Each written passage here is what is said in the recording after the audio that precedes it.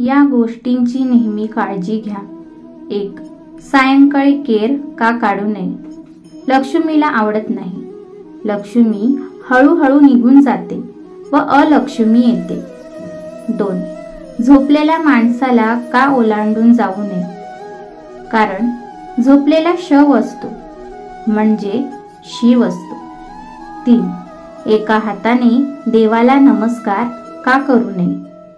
कारण दश इंद्रियांचा नमस्कार महत्त्वाचा असतो, पंचतत्वाचा नाही. 4. कुणाच्या किंवा आपल्या घरातून बाहेर जाताना येतो का म्हणावे. कारण येणे घडते, नाहीतर कायमचे जाणेच होते. 5. रस्त्यात प्रेत दिसल्यास नेहमी नमस्कार का करावा.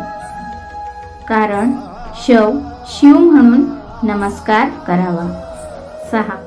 घरात देवपूजेला वाहिलेले निर्माल्य का ठेवू नये. कारण यामुळे घरातील माणसांच्या आरोग्यावर परिणाम होतो.